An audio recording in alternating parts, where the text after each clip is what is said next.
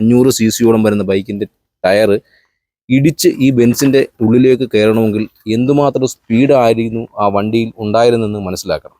പ്രിയമുള്ള പ്രേക്ഷകരെ നമസ്കാരം. ഒരു നിമിഷത്തെ ആവേശം കാരണം ഒരു ജീവിതകാലം മുഴുവനും ഒരു കുടുംബം ദുഃഖിക്കേണ്ട ഒരവസ്ഥയാണ് കഴിഞ്ഞ ദിവസം അടൂർ ബൈപ്പാസിന് സമീപമായി ഒരു ബൈക്ക്, പുതിയ ന്യൂ ജനറേഷൻ ബൈക്ക് വളരെ അമിതമായ സ്പീഡിൽ വന്ന് എൻ്റെ ഫ്രണ്ടിൽ കാണുന്ന ഈ ബെൻസ് വാഹനത്തിൽ ഇടിക്കുകയും അതെ. ഇപ്പോൾ അതിൻ്റെ വ്യാപ്തി എത്രത്തോളം മനസ്സിലാക്കാൻ സാധിക്കും. അങ്ങനെ ഇടിച്ചതിൻ്റെ ആഘാതത്തിൽ ആ 2 ചെറുപ്പക്കാർക്ക് ദാരുണമായ അന്ത്യം സംഭവിച്ചു. ഇപ്പോൾ ഈ 2 വാഹനങ്ങളും അടൂർ പോലീസ് സ്റ്റേഷനിൽ അവർ ഇൻക്വസ്റ്റ് തയ്യാറാക്കിയതിന് ശേഷം മറ്റ് കേസിൻ്റെ നിയമ നടപടിയുമായി ബന്ധപ്പെട്ട് ഇവിടെ സൂക്ഷിച്ചിരിക്കുകയാണ്. അപ്പോൾ നിങ്ങൾ കാണുന്ന പോലെ ആ ബൈക്കിൻ്റെ പുതിയ ന്യൂ ജനറേഷൻ ബൈക്കാണ്. ഏകദേശം 500 cc വരുന്ന ബൈക്കിൻ്റെ ടയർ ഇടിച്ച് ഈ ബെൻസിൻ്റെ ഉള്ളിലേക്ക് കയറണമെങ്കിൽ എന്തുമാത്രം സ്പീഡായിരുന്നു ആ വണ്ടിയിൽ ഉണ്ടായിരുന്നെന്ന് മനസ്സിലാക്കണം. പുതിയ തലമുറയുടെ ചെറുപ്പക്കാർ മറ്റ് യാത്രക്കാരെയോ മറ്റെങ്കിൽ റോഡിലുള്ള മറ്റാളുകളെ ഒന്നും പരിഗണിക്കാതെ അവരുടെ സന്തോഷത്തിന് വേണ്ടി അമിതമായ ഇത്തരത്തിൽ സ്പീഡിലേക്ക് വാഹനങ്ങൾ ഓടിച്ചു കയറ്റുമ്പോൾ അവരുടെ കുടുംബം മാത്രമല്ല സമൂഹത്തിൽ മറ്റേ ആളുകൾക്കും വലിയധികം ബുദ്ധിമുട്ടുണ്ടാകുമെന്ന് അവർ മനസ്സിലാക്കുന്നില്ല.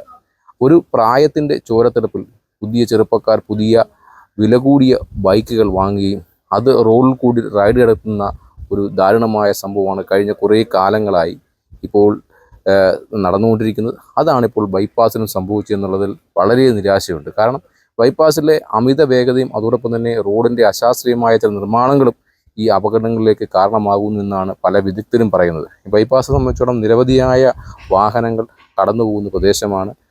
വ്യാപാര സമുച്ചയങ്ങളും ഭക്ഷണത്തിന് വേണ്ടി ഭക്ഷണം കഴിക്കാൻ വരുന്ന നിരവധിയായ ഹോട്ടലുകളും ഉള്ള ഒരു മേഖലയായതുകൊണ്ട് എപ്പോഴും തിരക്കാണ്.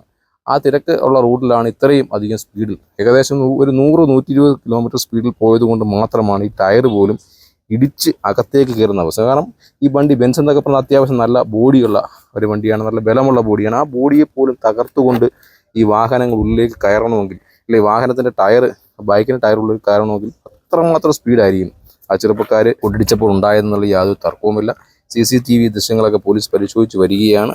ആ ബൈക്ക് നമുക്കൊന്ന് കാണാം. കാരണം ആ ബൈക്കിൻ്റെ ഫ്രണ്ട് ഒന്നും കാണുന്നില്ല. കാരണം അവർ ധരിച്ചിരുന്ന ഹെൽമെറ്റ് പോലും ഏകദേശം 10,000-3000 രൂപ വിലയുള്ള ISAയുടെ മുദ്രയുള്ള ഹെൽമെറ്റാണ്. ആ ഹെൽമെറ്റിന് പോലും അവരെ പ്രൊട്ടക്റ്റ് ചെയ്യാൻ സാധിച്ചില്ല എന്നുള്ളത് തന്നെ ആ ഇടിയുടെ ആഘാതം അല്ലെങ്കിൽ ആ ബൈക്കിൻ്റെ വേഗത എത്രത്തോളം ഉണ്ടോ എന്ന് നമുക്ക് മനസ്സിലാക്കാൻ സാധിക്കും. അപ്പം പുതിയ ചെറുപ്പക്കാരോട് എനിക്ക് പറയാനുള്ളത്, നമ്മൾ ഈ ഒരു പ്രായത്തിൻ്റെ ഈ ചോരത്തിളപ്പിൽ നമ്മുടെ സമൂഹത്തെ മറന്നുകൊണ്ട് നമ്മുടെ വീട്ടിലെ മാതാപിതാക്കളെയും നമ്മളെ കാത്തിരിക്കുന്ന ആളുകളെയൊക്കെ മറന്നുകൊണ്ട് ഇത്തരത്തിൽ ഒരു നിമിഷത്തെ സന്തോഷത്തിന് വേണ്ടി അമിതമായ വേഗതയിൽ വാഹനങ്ങൾ ഓടിക്കുമ്പോൾ ഉണ്ടാകുന്ന ദുഃഖം, നിങ്ങൾ മരിച്ചുപോയി, നിങ്ങൾക്ക് ശേഷം നിങ്ങളുടെ കുടുംബക്കാർ, നിങ്ങളെ സ്നേഹിക്കുന്ന പ്രിയപ്പെട്ടവർ എത്രത്തോളം ദുഃഖമാണ് ഈ വിഷയമായി അവർ അനുഭവിക്കുന്നതെന്ന് നിങ്ങൾക്ക് അറിയാൻ സാധിക്കില്ല. അപ്പോൾ പ്രിയമുള്ള ചെറുപ്പക്കാരെ, പുതിയ വാഹനങ്ങൾ പുതിയ തലമുറയിൽപ്പെട്ട ആളുകൾ വാങ്ങുമ്പോൾ അതിനെ ഒരു മര്യാദയ്ക്ക് ഒരു 10-60 കിലോമീറ്റർ സ്പീഡിൽ ഓടിച്ചുകൊണ്ട് മറ്റുള്ളവർക്കും നിങ്ങൾക്കും ദോഷകരമായ രീതിയിൽ